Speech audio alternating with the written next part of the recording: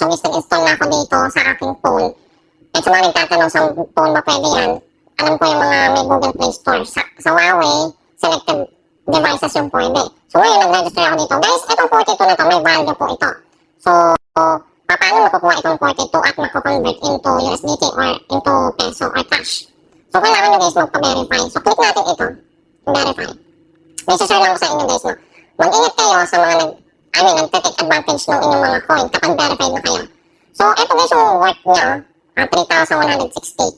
So, 42 siya. Ayan, 42 na world coin. And guys, check nyo ngayon yung value ng world coin. Nasa 70%. Nag-up siya guys na 8%. Tumataas yung value. I highly suggest guys, no? Gusto ko talaga magpa-verify. Kasi nga, gusto kong i-hold yung token. And, gusto kong malaman yung iba kong utility. Hindi ko siya i-convert ng peso. Kumbaga, pamilya kayo sa Bitcoin, Ethereum, di ba, from 2013, sobrang baba lang yan. Pero ngayon guys, nasa 6 million na yung Bitcoin. So, 74, ayan, 74 siya guys, di ba, isang 74 times natin guys sa 42. So, 3,100. So, tama, di ba?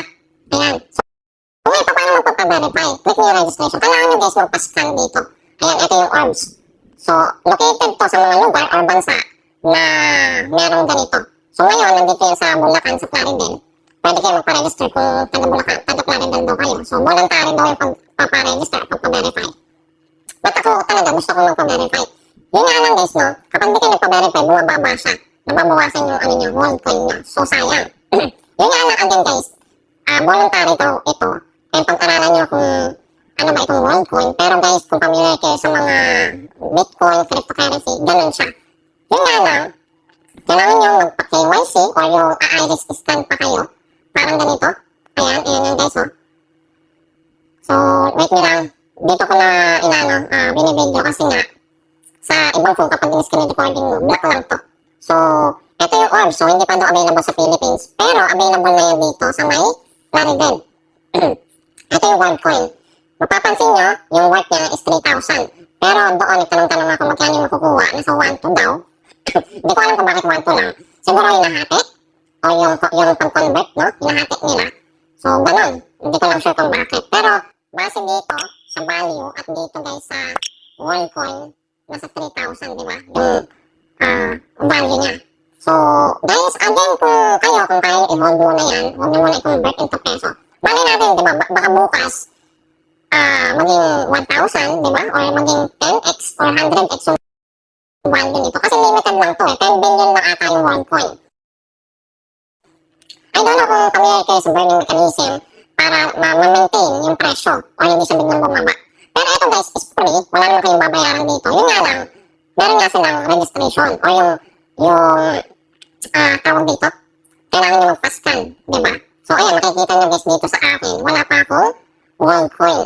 So, pwede din kayo guys mag-buy, no, ng world coin. Ayun yung maglalabas kayo ng sarili ng pera. Pero I suggest one muna kasi nga, di ba natin alam kung ano pa ito. Ay, makikita nyo yung value 74. Tumaas siya na 8%. Nung isang araw, mababa yan. Sa 60 na ata. So, ngayon, tumataas na siya.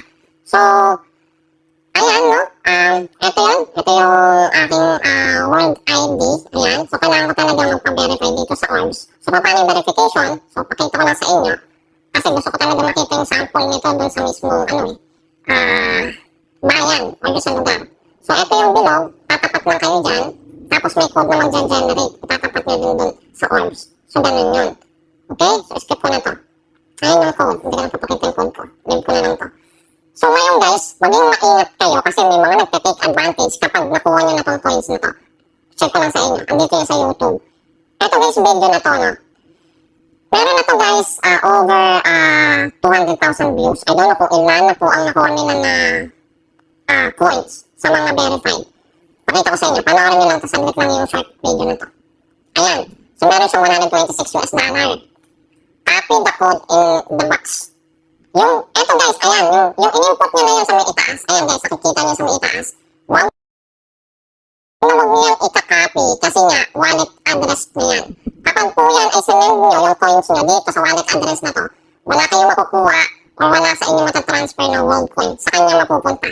So, ang ano nito ay gumawa siya ng video para yung mga verified is makukuha niya yung mga coins. So, check natin yung comment section. Sabi dito ni Angelana, guys, don't send our token to other addresses. Ayan. So, guys, no, maging maingat kayo. Kasi nga, nagpa-iris ka na kayo, tapos makukuha pa yung coins nyo. O yung world coin nyo. Ayun, no, diba? World coin wallet. So, wallet na yan. So, maging maingat kayo. May nakikita din ako yung post sa mga Facebook, no, na ang ginagawa ganyan. Naglalagay sila ng mga wallet address. Ayun, no, para dun yung isend yung coin nyo. Kapag nasend nyo na, hindi nyo na yung mababalik. Hindi nyo na makukuha yan. So, sayang lang. And mag-effort din kayo magpa-verify dito. Pumila kayo ng mahaba.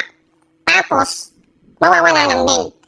Diba? So, maging mainit kayo dyan sa world, sa mga, okay, yung worldcoin, kung pamilya kayo sa crypto, I think, pag-aralan nyo pa din ito. Again, nabasa ko naman doon, voluntary yung pag-verify. And sayang din naman, diba? Mayroon kayo makukuha na 1, 2, or 3,000. Ako guys, kapag nagpa-verify, nakalagay naman dito, diba? Ayan, yung equivalent niya, or yung value ng 42. Last week, nasa ano yan eh, nasa, magkano ba ito? Sa 43. Bumaba siya ng bumababa. So, nakita ko naman guys, ito yung mga other app.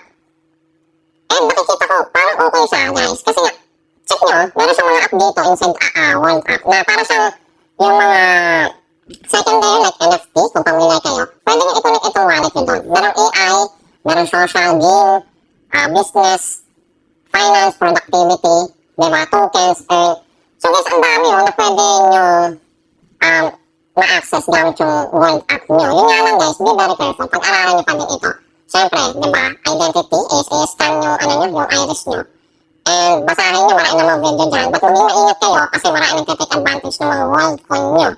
So, kapag ganyan, hindi nyo pa makukuha, dapat maging available yan dito sa inyong wallet. Tapos, i-click nyo itong claim now. Claim now. Okay? So, yun lang guys. Again, maging maingat kayo. Huwag kayong copy ng mga wallet na nakikita nyo sa mga post, sa mga video. Ayan. So, maging maingat kayo kasi baka mawala lang yung pinaghirapan nyo, pinagtirahan nyo ng matagal na iris scan pa kayo, mawawala lang. So, yun lang guys. Maraming salamat.